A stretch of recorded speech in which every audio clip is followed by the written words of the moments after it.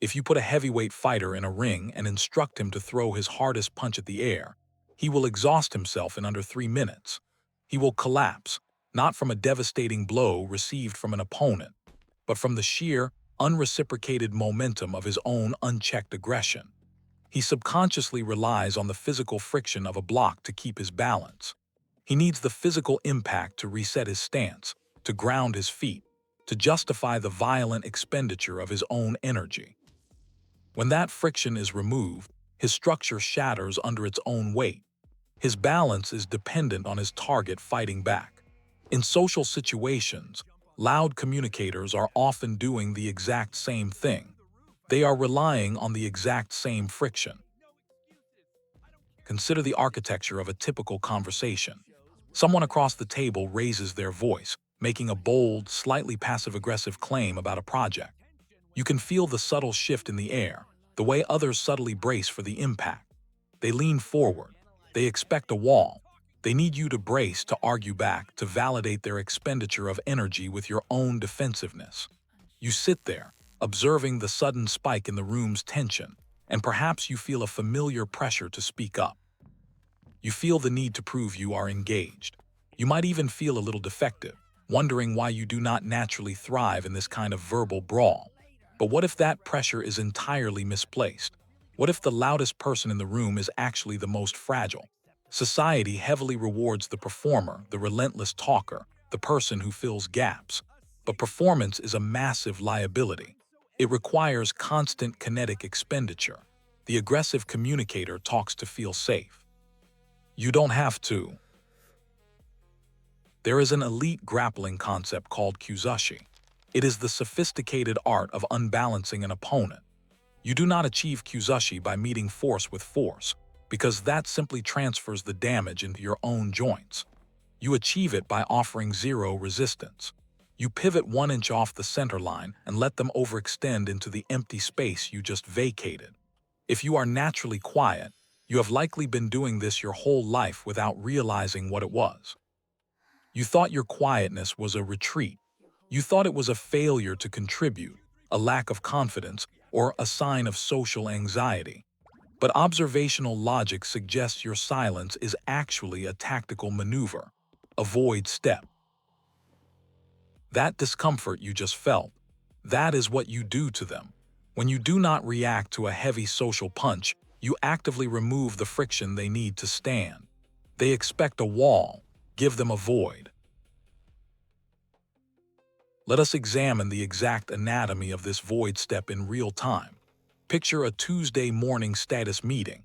A colleague, let us call him the performative extrovert, makes a sweeping, unfounded critique of your work. The instinct, the biological urge, is to match his kinetic energy, to defend, to explain, to block the punch. Instead, you execute the void step. You maintain a flat, calm expression. You hold eye contact. You say absolutely nothing. Watch closely what happens when the silence stretches from 3 seconds to 7.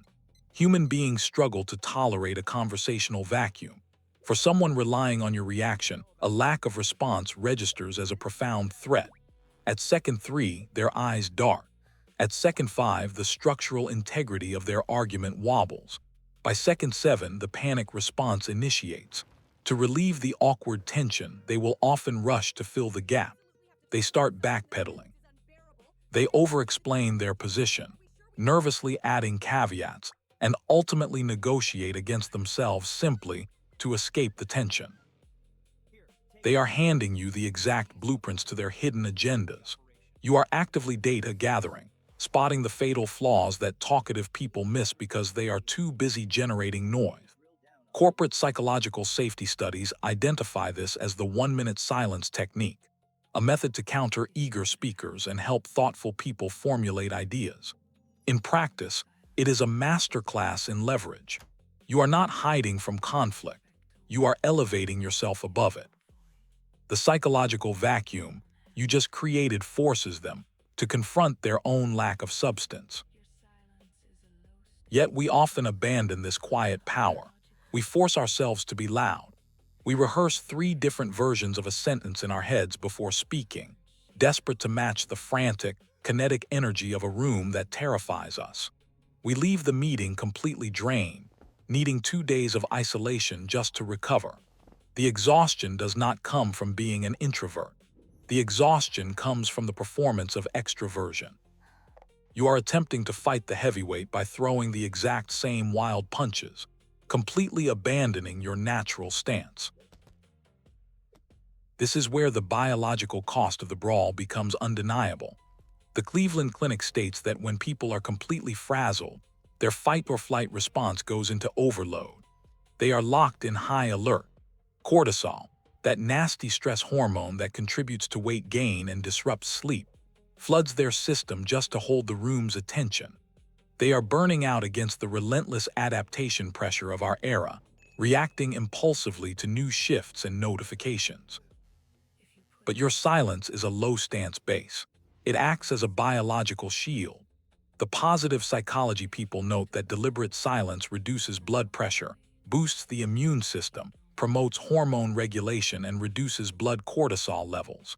It activates your parasympathetic nervous system, your body's natural rest and digest mode. You are not simply being quiet. You are biologically efficient. You are protecting your emotional real estate. While others structurally overextend, the silent observer pauses. They map the room. Your jaw relaxes, your breathing slows, you watch them sweat. A review in Psychology Today, backed by Bavlis's research, found that intentional silent pauses signal deep attentiveness, facilitate empathic turn-taking, and encourage the other speaker to elaborate. You are letting them reveal themselves.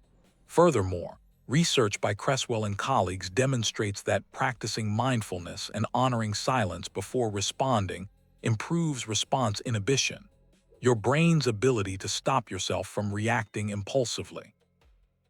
This is not about manipulation. It is about protecting your peace and refusing to play a game designed to exhaust you. We spend years apologizing for the exact trait that keeps us grounded. We assume that because we are not making noise, we are not making an impact.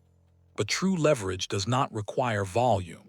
Silence indicates you own your emotional responses, rather than reacting to toxic drama. It is a profound act of rebellion and a strict self-care boundary in a hypervocal world. If the application of your silence shifted from fear to a protective boundary, who would you be in the first 10 minutes of your next high-stakes interaction? You do not need to absorb their chaos. You simply allow their energy to spend itself without taking it on. They are performing. You are observing. You hold the rarest commodity in a room desperate for attention, unshakable stillness. Let them swing at the air. Let them fall.